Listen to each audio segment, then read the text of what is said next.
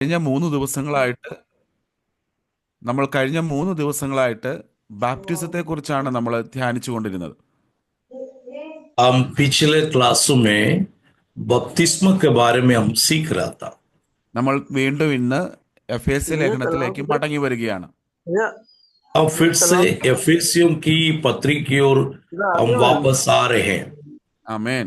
അപ്പം ഞാൻ അതിന് മുന്നമേ ഒന്ന് ചോദിച്ചു കൊള്ളട്ടെ, ആർക്കെങ്കിലും എന്തെങ്കിലും സംശയങ്ങളോ ചോദ്യങ്ങളോ എന്തെങ്കിലും ഉണ്ടോ? मैं आपसे पूछना चाहता हूं, आपको किसी प्रकार की सवाल हो इसी संबंध में आप पूछ सकते हैं।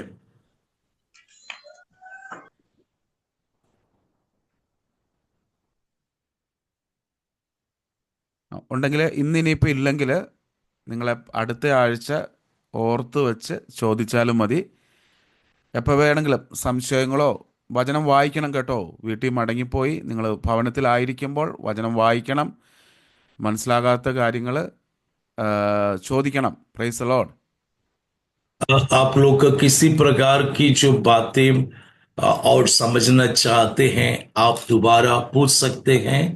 अभी आप नहीं पूछ रहे तो कोई बात नहीं, अगली जो मीटिंग में आप जरूर पूछना है और जरूर आप बाइबल अध्ययन भी करना है। ആമേൻ.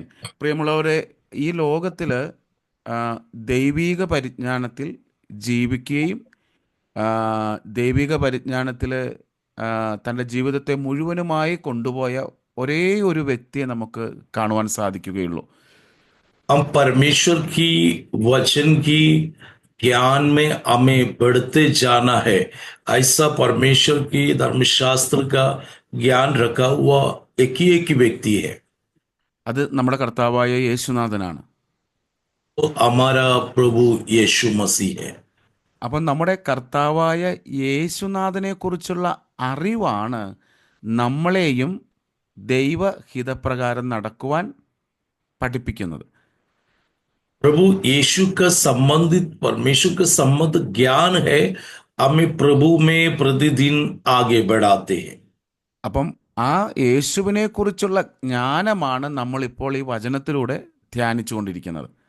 प्रभु यीशु मसीह का संबंध जो ज्ञान है हम इस बाइबल अध्ययन के द्वारा प्राप्त कर रहे हैं। അതെന്തിനു വേണ്ടിയാണ്? ഈ ലോകത്തിൽ നമ്മൾ ഭയഭക്തിയോടെ ജീവിക്കുവാൻ വേണ്ടിയാണ്. വിശുദ്ധിയോടെ इसलिए ഭയഭക്തിയോടെ ജീവിക്കാൻ. इसलिए हम परमेश्वर का भय भक्ति के साथ इस पृथ्वी पर जीवन बिताने के लिए। ആമേൻ. നമുക്ക് ഇന്നത്തെ ചിന്തയ്ക്കായി എഫേസ്യ ലേഖനം 2-ാം അധ്യായം അതിൻ്റെ 14-15 വാക്യം നമുക്ക് വായിക്കാം. आज के चिंतन के लिए एफेसियों का पत्रिका 2 अध्याय का 14 और 15 को हम पढ़ेंगे।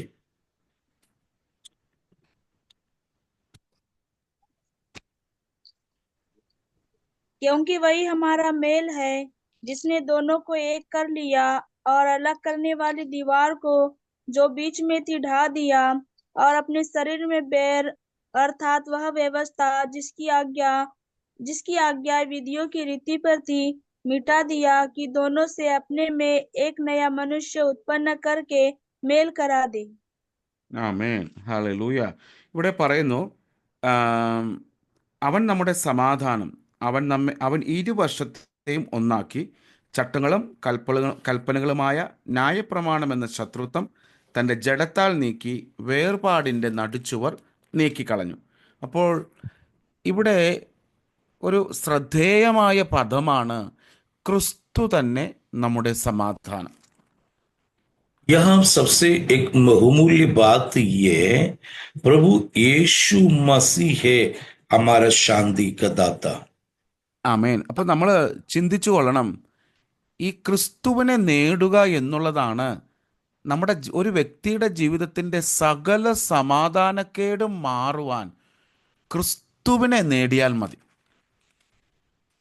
क्रिस्तु को मसीह को प्राप्त करना ये संसार में सबसे बड़ी बात वही है, हमारे जीवन की शांति का कारण वही है, यीशु मसीह को प्राप्त करना।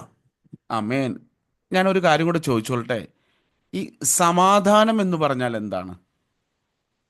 मैं आपसे सवाल पूछना चाहता हूं, शांति क्या है?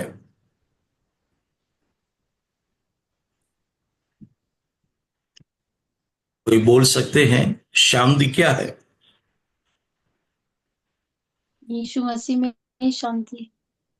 യേശു മസീമേൽ നമുക്ക് ശാന്തി ലഭിക്കുന്നു എന്ന് വെച്ചാൽ ഞാനൊന്നത് എക്സ്പ്ലെയിൻ ചെയ്ത് തരാൻ ആഗ്രഹിക്കുകയാണ്. ആ मैं उसका वर्णन करना चाहते हैं। ആമേൻ. അതായത് ഇപ്പം ഞാനൊരു ആ, ആ, നമ്മുടെ ജീവിതം വെച്ച് നമുക്കൊന്ന് മനസ്സിലാക്കാം എന്തുവാണ് സമാധാനം എന്ന് പറയുന്നത്. हम अपने जीवन को रखे, हम पता करेंगे शांति क्या है।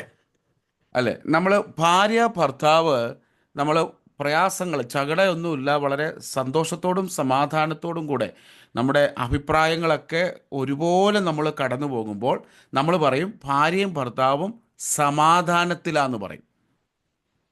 हमारा घर में जो पति पत्नी है आपस में झगड़ा ना करते हुए बड़ा प्रेम से आगे जाते हैं, तब हम कहते हैं हमारा पारिवारिक जीवन में बड़ी शांति है।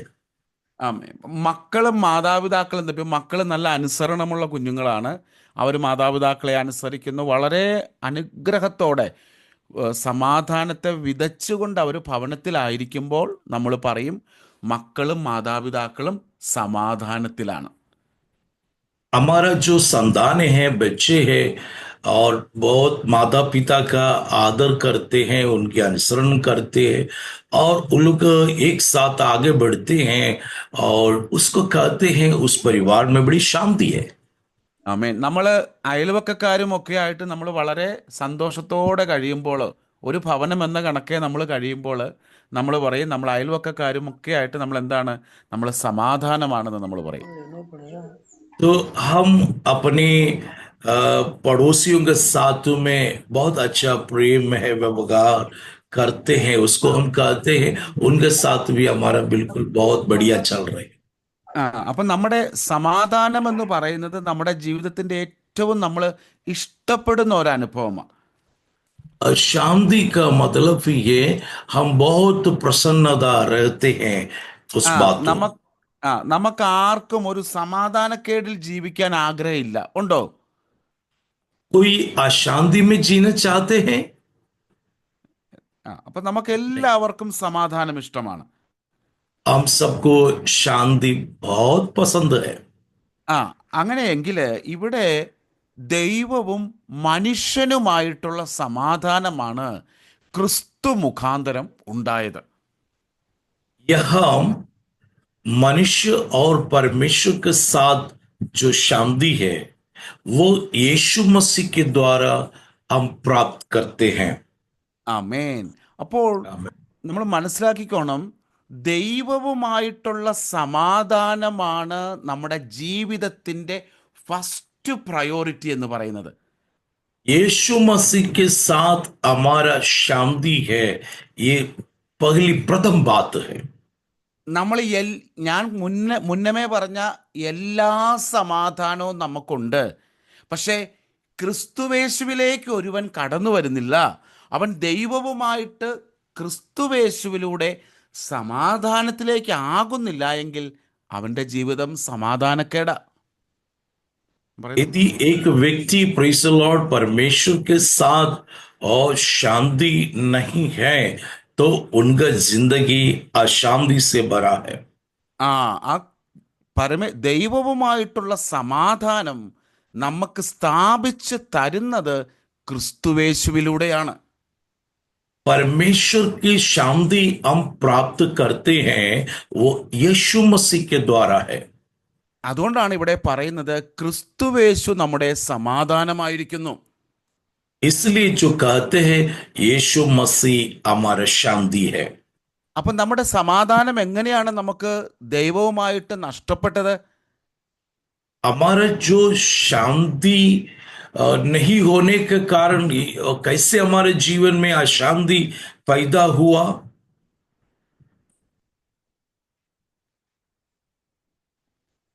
നമ്മുടെ പാപം മൂലം, അല്ലേ? പാപം हमारे पाप ആ हमारे पाप का कारण हमारे जिंदगी में अशांति आए। അല്ലെ, മനുഷ്യന്റെ ജീവിതത്തില് അല്ലെങ്കിൽ മനുഷ്യകുലത്തില് പാപം ആദത്തിലൂടെയും ഹവ്വയിലൂടെയും പാപം കടന്നു വന്നപ്പോൾ മനുഷ്യൻ ദൈവവുമായി സമാധാനക്കേടിലായി. आदम और हव्वा पाप करने के कारण परमेश्वर के साथ उस मेल मिलाप टूट गए। ആമേൻ. പാപം മനുഷ്യനെ ദൈവത്തിൽ നിന്ന് അകറ്റി നിർത്തുന്നു. पाप है वो मनुष्य को परमेश्वर से दूर रखता है। എന്നാൽ നമ്മുടെ ക്രിസ്തുവേശുവോ മനുഷ്യനെ ദൈവത്തോട് അടുപ്പിച്ചു നിർത്തുന്നു. यीशु मसीह है मनुष्य को परमेश्वर के साथ मेल मिलाप करवाता है। അതുകൊണ്ടാണ് ക്രിസ്തുവേശു നമുക്ക് സമാധാനമായി തീർന്നത്. इसलिए यीशु मसीह हमारे लिए शांतिदाता बन गए। അപ്പോൾ നമ്മൾ ക്രിസ്തുവേശുവിൽ ഒരുവനായി കഴിയുമ്പോൾ നമ്മൾ പറഞ്ഞുകൊള്ളണം, കർത്താവേ, ദൈവീക നിന്റെ സമാധാനത്തിനായി ഞാൻ സ്തോത്രം ചെയ്യുന്നു. इसलिए हम हमेशा ये बोलना है, प्रभु आपकी शांति के लिए मैं आपको धन्यवाद करती हूँ। ഒന്ന് വായിച്ചാട്ടെ, റോമാലേഖനം 5:1. रोमर रोमियो रोमियो 5 का 5वां अध्याय का पहला वाक्य। अतः जब हम विश्वास से धर्मी ठहरे तो अपने प्रभु यीशु मसीह के द्वारा परमेश्वर के साथ मेल रखें। കണ്ടോ, വിശ്വാസത്താൽ നീതീകരിക്കപ്പെട്ടിട്ട്, ക്രിസ്തുവേശുവിനാൽ നീതീകരിക്കപ്പെട്ടിട്ട് നമുക്ക് ദൈവത്തോട് സമാധാനമുണ്ട്.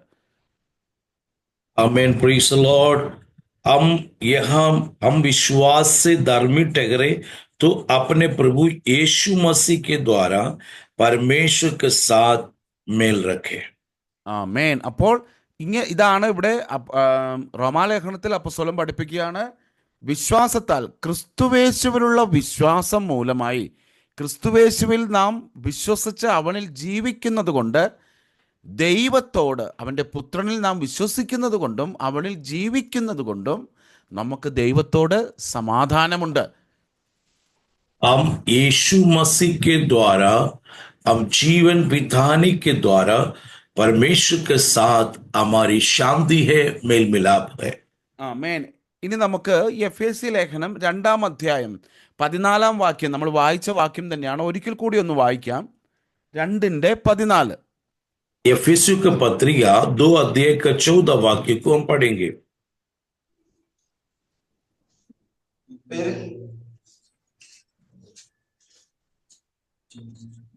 क्योंकि वही हमारा मेल है जिसने दोनों को एक कर लिया और अलग करने वाली दीवार को जो बीच में थी ढा दिया, 15 കൂടെ വായിച്ചേക്ക് പാസ്റ്റർ.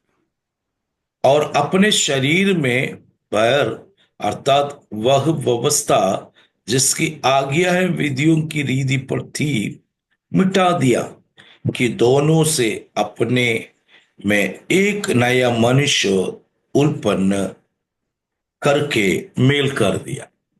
കണ്ടോ, അവൻ ഇരുപക്ഷത്തെയും അവനൊന്ന്. ഇത് നമുക്കറിയാം, നമ്മൾ യഹൂദ പക്ഷത്തെയും ജാതീയ പക്ഷത്തെയും ക്രിസ്തുവേശുവിൻ്റെ രക്തത്താൽ അവൻ ഒന്നാക്കി, ആ നടുച്ചുവർ ഇടിച്ചു കളഞ്ഞു. രണ്ടുപേരെയും സെപ്പറേറ്റ് ചെയ്ത് നിർത്തിയേക്കുകയായിരുന്നു.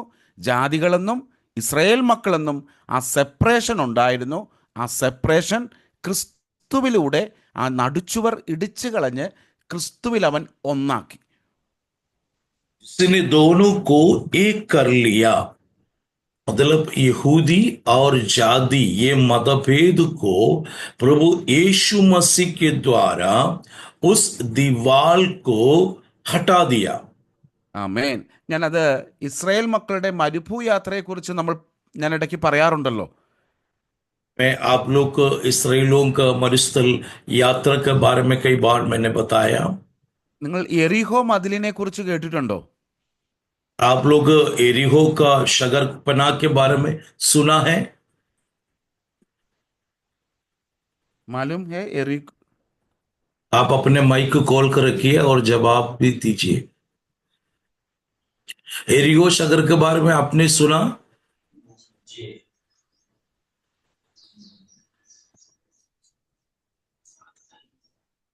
ഇട്ടിട്ടുണ്ടെന്ന്. ആ ഓക്കെ, പ്രൈസ് ലോർഡ്. അപ്പോൾ യെരിഹോ മതിൽ ഇസ്രായേൽ മക്കള് യോർദാൻ നദി കടന്ന് അവരുടെ മുൻപിൽ നിന്നിരുന്ന വലിയൊരു പ്രതിസന്ധിയായിരുന്നു യെരിഹോ മതിൽ. जब उन लोग मरुस्थल यात्रा में उनका सामने यरीहो जो है योरदान नदी उनको एक रुकावट था, परमेश्वर ने उसको पार कर दिया। ആ और यरीहो भी शहर भी उनके लिए एक रुकावट था, परमेश्वर ने उसको भी दूर कर दिया। ദൈവമക്കള് ഇസ്രായേൽ ജനം വാഗ്ദത്തത്തിലേക്ക് പ്രവേശിക്കാതിരിക്കുവാൻ അവരുടെ മുൻപിൽ ഉയർന്നിരുന്ന ചില ജാതികളുടെ അനുഭവം ഉണ്ടായിരുന്നു. इसराइल लोग उस कनान देश में ना पहुंचने के लिए उनके लिए कई रुकावट था।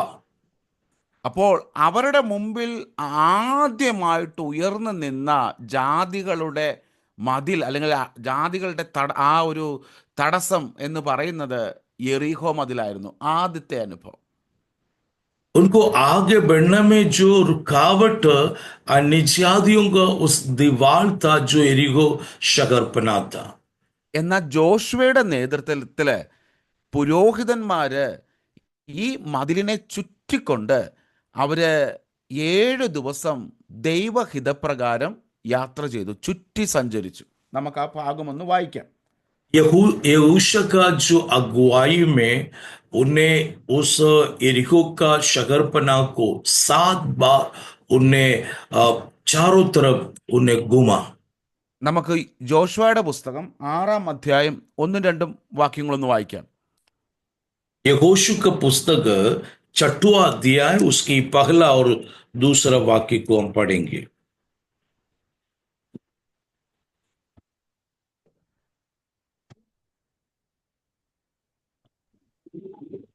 यरीहो के यहोश सब फाटक इसराइलियों के डर के मारे लगातार बंद रहे और कोई बाहर भीतर आने जाने नहीं पाता था।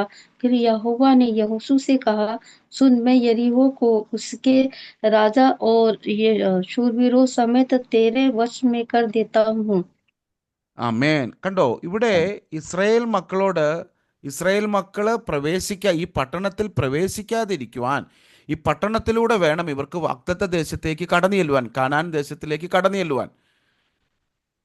इनको जो कनान देश में प्रवेश होने के लिए इनके यरीहो शहरपना से होकर उनको जाना पड़ता था। എന്നാൽ ഇവർ ഈ പട്ടണത്തിൽ പ്രവേശിക്കാതിരിക്കുവാൻ തക്കവിധം ഇവർ മതിലിനെ അടച്ച് ഉറപ്പാക്കിയിരുന്നു. इस शहर के अंदर इसराइल लोग प्रवेश ना करने के लिए वो लोग बड़े फाटक से उस शहरपना को बंद रखा। എന്നാൽ ദൈവം അവർക്ക് വാഗ്ദത്തം കൊടുത്തു, ഇവർ നിശ്ചയമായിട്ടും ഈ ദേശത്തെ കീഴടക്കും. यहोवा ने उनसे कहा, सुन, यरीहो को उसके राजा को शूरवीर को समेत तुम्हारे वश में कर दूंगा। പ്രിയമുള്ളവരെ, നമ്മുടെ ദൈവത്തിൻ്റെ മുമ്പിൽ, യുദ്ധവീരനായ യഹോവയുടെ മുമ്പിൽ ഒരു പട്ടണത്തിനും ഒരു ദേശത്തിനും ഒരു രാജാക്കന്മാർക്കും ഉറച്ചു നിൽക്കുവാൻ സാധിക്കുകയില്ല. मेरे प्यारों, सर्वशक्तिमान परमेश्वर के सामने किसी व्यक्ति को, चाहे राजा हो कोई भी हो, उसके सामने कोई ठिकाना नहीं है। എന്തെന്നാൽ ദൈവമക്കൾ ഈ ദേശത്തെ പിടിച്ചടക്കുമെന്ന ദൈവിക വാഗ്ദത്തം അവരുടെ മേലുണ്ടായിരുന്നു. इसराइल लोगों को परमेश्वर की वायदा मिल चुका था, उस शहरपना को मैं तुम्हारे हाथ में दूंगा। അതുകൊണ്ട് ദൈവം അവരോട് പറഞ്ഞു, നിങ്ങൾ ഈ പട്ടണത്തെ ചുറ്റി ഓരോ ദിവസവും ഈ പട്ടണത്തെ ചുറ്റി സഞ്ചരിക്കണം, ഓരോ പ്രാവശ്യം. इसलिए परमेश्वर ने कहा, तुम इस शहरपना का चारों ओर घूमना है। അങ്ങനെ അവർ 7 ദിവസം പുരോഹിതന്മാർ പെട്ടകം പിടിച്ചുകൊണ്ട് ഈ മതിലിനെ ഒരു ദിവസം ഒരു പ്രാവശ്യം എന്ന കണക്കെ മതിലിനെ ചുറ്റി. लोग एक दिन एक बार के हिसाब में 7 बार उन लोगों ने उस यरीहो शहरपना के चारों तरफ घूम गया। ഇനി 6-ാം അധ്യായം 15-ാം വാക്യത്തിലേക്ക് നമുക്ക് പ്രവേശിക്കാം. 6-ന്റെ 15 വായിച്ച് ജോഷുവ.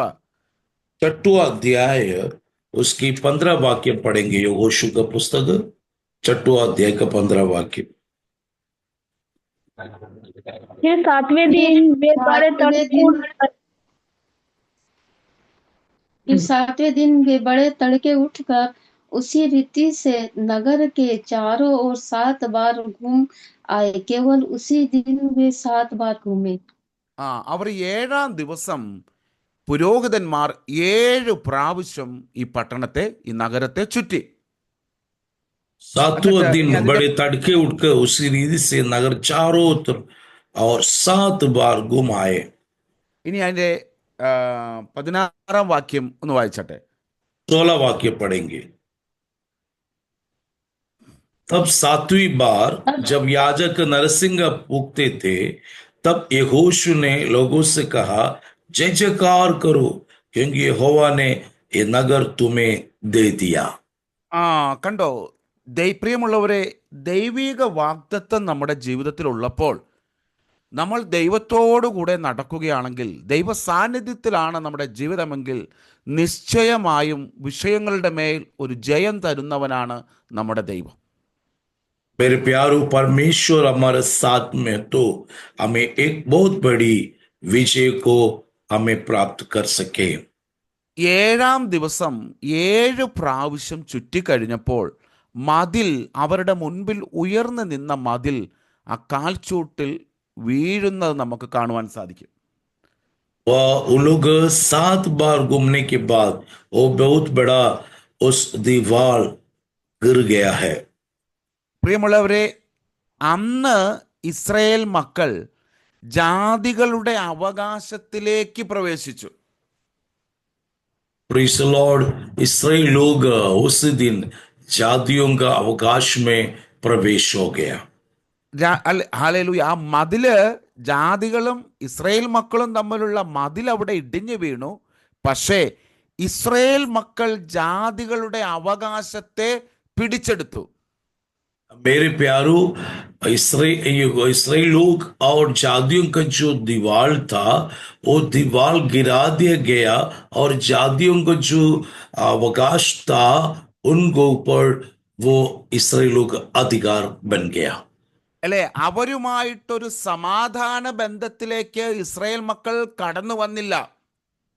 उनके साथ एक शांति का बर्ताव में नहीं आए इसराइल लोग। അല്ലെ, ഇതൊരു സിംബോളിക്കൽ ആയിട്ടുള്ള ഒരു റെപ്രസെന്റേഷൻ ആണ് ഇവിടെ നമുക്ക് മനസ്സിലാക്കുവാൻ സാധിക്കുന്നത്. यहाँ हमें एक उदाहरण के रूप में यहाँ पाए जाते हैं। അന്ന് ഇസ്രായേൽ മക്കള് ജാതികളുമായിട്ട് സമാധാനമില്ലാതെ ജാതികളുടെ അവകാശത്തെ കവർന്നെടുത്തെങ്കിൽ, ഇന്ന് ക്രിസ്തു മൂലം നമ്മൾ ജാതികളാകുന്ന നമ്മളും ദൈവത്തോട് സമാധാനത്തിലേക്ക് കടന്നു വന്നു. उस समय में इसराइल लोग अन्य जाति को बीच में कोई मेल मिलाप नहीं था, जो उनको आपस में अशांति थी, परंतु यीशु मसीह के द्वारा इसराइल और जातियां दोनों को परमेश्वर के साथ मेल मिलाप कर दिया। ആമേൻ, ഹല്ലേലൂയ. ഇന്ന് നമുക്ക് ക്രിസ്തുവേശുവിൽ നമ്മളെ കൊള്ളയടിച്ചാരും പോയില്ല. यीशु मसीह के द्वारा हमें कोई लूट नहीं पाया, മറിച്ച് നമുക്കിന്ന് ക്രിസ്തുവേശുവിൽ ദൈവം ഒരു അവകാശം നൽകി. यीशु मसीह के द्वारा हमें मसीह में एक हक दिलवा दिया।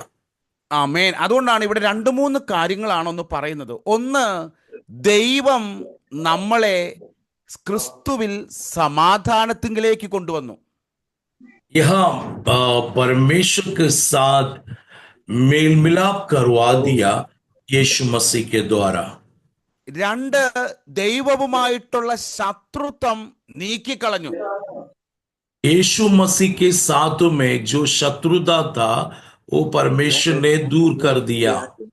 3, ദൈവത്തിനും നമുക്കുമിടയിൽ ഉണ്ടായിരുന്ന മതില്, ഇപ്പോൾ നമ്മൾ കേട്ടതുപോലെ ആ വാഗ്ദത്തത്തിന് തടസ്സമായി നിന്ന മതിലിനെ ദൈവം നീക്കിക്കളഞ്ഞു.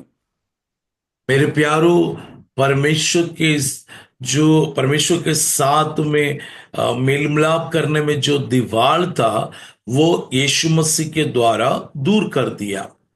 അങ്ങനെ 14-ാം വാക്യത്തിൽ പറയുന്നു, ക്രൂശിന്മേൽ വെച്ച് ശത്രുത്വം ഇല്ലാതാക്കി, അതിനാൽ ഇരുവശത്തെയും ഏക ശരീരത്തിൽ ദൈവത്തോട് നിരപ്പിച്ചു. हम 16 वाक्य को देखेंगे। 16 वाक्य में लिखा है, और क्रूस पर बैर को नाश करके इसके द्वारा दोनों को एक देह बनाकर परमेश्वर से मिलाया। ആമേൻ. നമ്മളെ ഇന്ന് ക്രിസ്തുവിലൂടെ നമ്മെ ദൈവത്തോട് അടുപ്പിക്കുക മാത്രമല്ല, നമ്മളോടുണ്ടായിരുന്ന എല്ലാ അവഗണനയും അല്ലെങ്കിൽ ആ മാറ്റി നിർത്തുന്ന അനുഭവം ക്രിസ്തുവിൽ ഇല്ലാതായി തീർന്നു. हमें यीशु मसीह के क्रूस बलिदान के द्वारा हमें दूर करने वाला बातें खत्म करके परमेश्वर के साथ मेल मिलाप कर दिया। അതിന്റെ 17-ാമത്തെ വാക്യം ഒന്ന് വായിക്കാം. 17 वाक्य को हम पढ़ेंगे।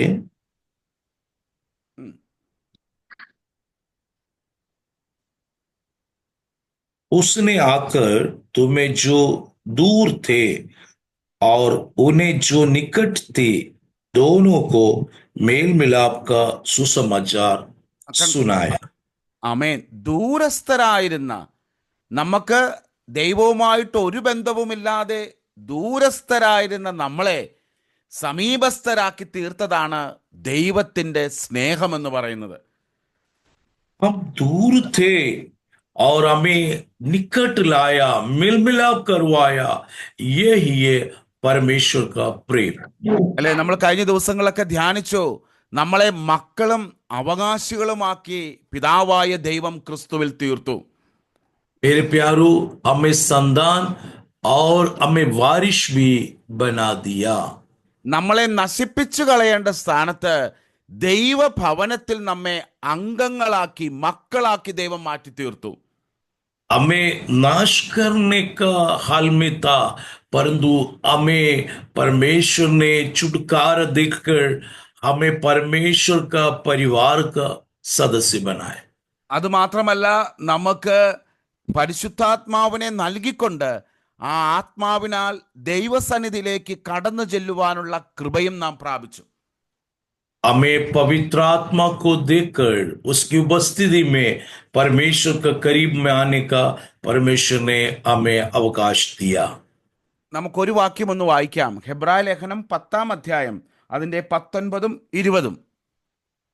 इब्रानियों की पत्रिका 10वां अध्याय और 19 और 20 को हम पढ़ेंगे। इब्रानियों 10वां अध्याय का 19 और 20। हे भाइयों, जब हमें यीशु के लहू के द्वारा उस नए और जीवित मार्ग से पवित्र स्थान में प्रवेश करने के हिया हो गया है, जो उसने पर्दे अर्थात अपने शरीर में से होकर हमारे लिए अभिषेक किया है। ആമേൻ. കണ്ടോ, ഇവിടെ അതുകൊണ്ട് സഹോദരന്മാരെ, യേശു തൻ്റെ ദേഹമെന്ന തിരശീലയിൽ കൂടി നമുക്ക് പ്രതിഷ്ഠിച്ച ജീവനുള്ള പുതുവഴിയായി തൻ്റെ രക്തത്താൽ വിശുദ്ധ മന്ദിരത്തിലേക്കുള്ള പ്രവേശനത്തിന് ധൈര്യം പ്രാപിച്ചു. അപ്പം നമുക്കിന്ന് ക്രിസ്തുവേശുവിൻ്റെ ശരീരമെന്ന യാഗത്തിലൂടെ ദൈവസന്നിധിയിലേക്ക് നാം പ്രവേശനം പ്രാപിച്ചു. यीशु मसीह के द्वारा, जो लहू के द्वारा, प्रेज़ द लॉर्ड, उसकी बलिदान के द्वारा हमें परमेश्वर के पास प्रवेश होने का अधिकार मिला है। അതുകൊണ്ടാണ് പ്രിയമുള്ളവരെ, നമ്മൾ യോഹന്നാന്റെ സുവിശേഷത്തിൽ വായിക്കുമ്പോൾ ദൈവം ആത്മാവാകുന്നു, ആത്മാവിനെ ആരാധിക്കുന്നവൻ ആത്മാവിലും സത്യത്തിലും ആരാധിക്കണം. परमेश्वर कलाम में लिखा है परमेश्वर आत्मा है, इसलिए परमेश्वर की आराधना करने वाले लोग आत्मा में, सच्चाई में आराधना करना है। നമ്മുടെ മേൽ ദൈവത്തിന്റെ പരിശുദ്ധാത്മാവിനെ പകർന്നിരിക്കുന്നു. हमारे ऊपर परमेश्वर के आत्मा को उंडेला गया है। ആമേ. ഈ ആത്മാവ് നമ്മളെ അബ്ബാ പിതാവേ എന്ന് വിളിക്കുവാൻ നമ്മെ പ്രാപ്തരാക്കുന്നു. इस आत्मा हमें अब्बा पिता करके पुकारने का पुत्र की आत्मा को दिया है। നമുക്ക് ധൈര്യത്തോടെ ദൈവസന്നിധിയിലേക്ക് ഓടി ചെല്ലുവാൻ തക്കവിധം ഇന്ന് നമുക്ക് സ്വാതന്ത്ര്യമുണ്ട്. हमें हियाव के साथ परमेश्वर के सन्मुख में आने का हमें अधिकार मिला है। ആമേൻ. അതാണ് നാം ക്രിസ്തുവേശുവിൽ നാം പ്രാപിച്ച പ്രാഗൽഭ്യം എന്ന് പറയുന്നത്. इसलिए हम यीशु मसीह में जो प्राप्त किया हुआ जो बातें हैं ये हम पढ़ते हैं। ആമേൻ. അതിന്റെ 2:19 നമുക്ക് വായിക്കാം. 19वां वाक्य को हम पढ़ेंगे। दूसरा अध्याय का 19वां वाक्य हम पढ़ेंगे। बस ये इब्रानियों അല്ലല്ല, എഫേസ്യ एफेसियों 2 का 9 हम पढ़ेंगे। इसलिए तुम अब विदेशी और मुसाफिर नहीं रहे, परंतु पवित्र लोगों के संगी स्वदेशी और परमेश्वर के घराने के हो गए। ആമേൻ. ഹല്ലേലൂയ. ഇത് ഞാൻ അനേക തവണ പറഞ്ഞു, നമ്മൾ ഇനി പരദേശികളല്ല, അന്യരല്ല, നമ്മൾ ദൈവഭവനത്തിലെ മക്കളാണ്. നമുക്കിന്നൊരു സ്വർഗീയ പിതാവുണ്ട്, നമുക്കൊരു വീണ്ടെടുപ്പുകാരനുണ്ട്, നമ്മൾ ഇന്ന് ദൈവത്തിൻ്റെ മക്കളുമാണ്. मेरे प्यारो, अभी हम विदेशी ना मुसाफिर है और हम पवित्र लोग परमेश्वर का संगी जो है परमेश्वर के घराने का हो गया है। ആമേൻ. ഇനി അത് 20 മുതൽ 22 വരെ നമുക്കൊന്ന് വായിക്കാം. അതാണ് സഭയെക്കുറിച്ചുള്ള ഡെഫിനിഷൻ, സഭയെക്കുറിച്ചുള്ള നിർവചനമാണ് അവിടെ പറയുന്നത്. എന്തുവാകുന്നു സഭ, അതാണ് അവിടെ പറയുന്നത്. यहाँ हम देखते हैं एफेसियों की पत्रिका 2 अध्याय के 20 से 22 तक ये कलीसिया करके जो हम पाए जाते हैं। 20 മുതൽ 22 വരെ. और प्रेरित और पौष्टिकता की नींव पर जिसके कोने का पत्र मसीह यीशु स्वयं ही है बनाया गया हो, जिसमें सारी रचना एक साथ मिलकर प्रभु में एक पवित्र मंदिर बनती जाती है, जिसमें तुम भी आत्मा के द्वारा परमेश्वर का निवास स्थान होने के लिए एक साथ बनाया जाते हैं। കണ്ടോ? ആമേൻ. നമ്മളിലൂടെയാണ് ദൈവം തൻ്റെ സഭയെ പണിയുന്നത്. मेरे प्यारो, हमारे द्वारा परमेश्वर ही अपने कलीसिया का स्थापना करते हैं। പ്രിയമുള്ളവരെ, പഴയ നിയമം നമ്മൾ നോക്കുമ്പോൾ അബ്രഹാമിനെ വിളിച്ച് അബ്രഹാമിനാണ് വാഗ്ദത്തം നൽകി അബ്രഹാമിലൂടെ ദൈവത്തിന് വേണ്ടി ഒരു ജനതയെ ഒരുക്കുകയായിരുന്നു. परमेश्वर ने अब्राहम के द्वारा अब्राहम का वंश एक परमेश्वर का जन को तैयार कर रहा था। അല്ലേ? പക്ഷേ ഇന്ന് ദൈവം പഴയ നിയമത്തെ മാറ്റി आज परमेश्वर ने पुराने नियम को हटा दिया, മറിച്ച് ക്രിസ്തുവേശുവിൽ ജാതികളാകുന്ന നമ്മളെയും കൂടെ ചേർത്ത് ഒരു പുതുസഭയെ ദൈവമുണ്ടാക്കി. अन्य जाति हमको भी मिलाकर परमेश्वर ने अपना कलीसिया का स्थापना किया। ഇന്ന് നമ്മളും കൂടെ ചേരുന്നതാണ് പുതു ഇസ്രായേൽ എന്ന് പറയുന്നത്. अभी हम लोग भी अन्य जाति हम लोग भी मिलकर जो होते हैं वो कलीसिया है। പ്രിയമുള്ളവരെ, ക്രിസ്തുവിന് മുൻപ് ദൈവം തൻ്റെ ജനമെന്ന് പറഞ്ഞുകൊണ്ടിരുന്നത് ഇസ്രായേൽ മക്കളെയാണ്, അബ്രഹാമിൻ്റെ സന്തതികളെയാണ് ഇസ്രായേൽ മക്കൾ എന്ന് പറഞ്ഞുകൊണ്ടിരുന്നത്. परमेश्वर अपना जो संतान है, जो अब्राहम के वंश, उनको इस्राएल को ही कहला जाता था। പക്ഷെ ഇന്ന്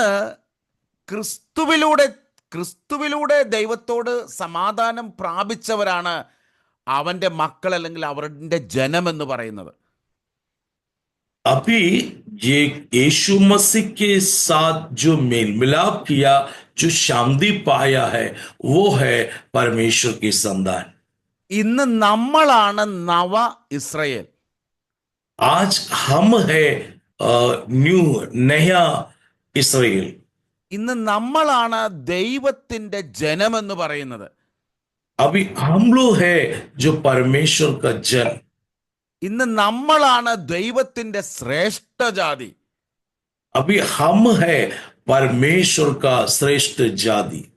ഇവിടെ പറയുന്നത് നോക്കാം. ഇവിടെ ക്രിസ്തുവേശു തന്നെ മൂലക്കല്ലായിരിക്കെ നിങ്ങളെ അപ്പസ്തോലന്മാരും പ്രവാചകന്മാരും എന്ന അടിസ്ഥാനത്തിന്മേൽ പണിതിരിക്കുന്നു. അപ്പോൾ यहाँ प्रेज़ द लॉर्ड हम देखते हैं प्रेरित और भविष्यता के नींव पर जो कलीसिया तैयार कर रहे हैं। നേരത്തെ അബ്രഹാമിനെ വേണമെങ്കിൽ മൂലക്കല്ലെന്നോ അല്ലെങ്കിൽ അബ്രഹാമിനെ മുഖ്യ പിതാവെന്ന് കരുതിയിരുന്ന സ്ഥാനത്ത് ഇന്ന് ക്രിസ്തുവേശുവാണ് മൂലക്കല്ല്. अब्राहम को मुख्य धारा में थे, परंतु अभी यीशु मसीह है कलीसिया का कोने का पत्थर। ദൈവം നമുക്കറിയാം, നമ്മളൊരു ഭവനം പണിയുമ്പോൾ അതിനൊരു അടിത്തറ ഇടുമല്ലോ, ഒരു ഫൗണ്ടേഷൻ ഇടും. जब हम एक घर बनाते हैं, वो बनाना काम शुरू होने के पहले एक नींव का पत्थर डालते हैं। അല്ലെ, നമുക്ക് അടിത്തറ ഇടാതെ ഭവനം കെട്ടുവാൻ പറ്റത്തില്ല. जब तक नींव ना बने तब तक हम घर बनाना मुश्किल है।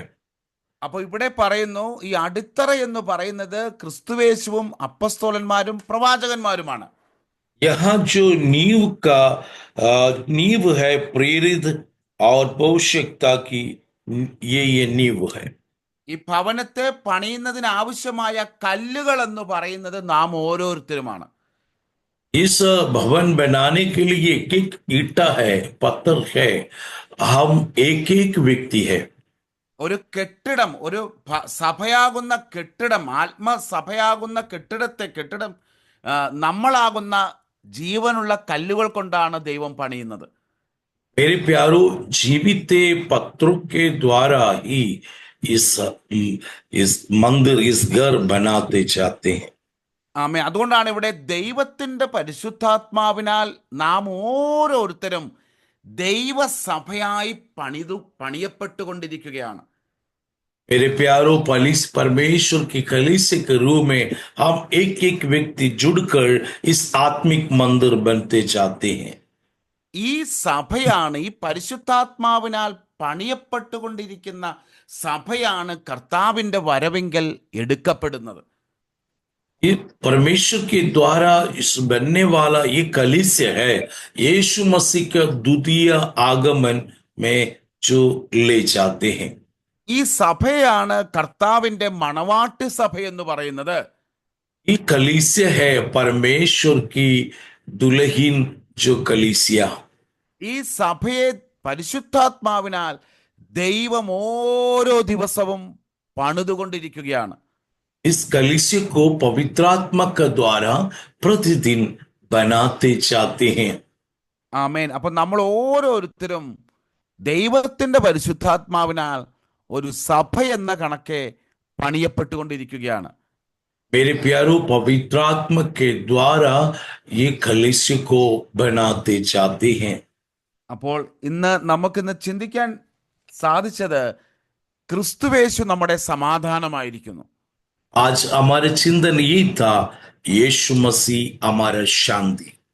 പ്രിയമുള്ളവരെ, ദൈവത്തോടുള്ള സമാധാനമാണ് ഏറ്റവും വലിയ സമാധാനം. मेरे प्यारो, सबसे बड़ा शांति है जो खुदा के साथ हमारी शांति। നമുക്ക് നമ്മുടെ സൃഷ്ടിതാവായ ദൈവത്തോട് സമാധാനത്തിലാകുവാൻ ഉണ്ടെങ്കിൽ ബാക്കിയുള്ള സകല സമാധാനങ്ങളും അത് അവൻ നിവർത്തിച്ചു തരും.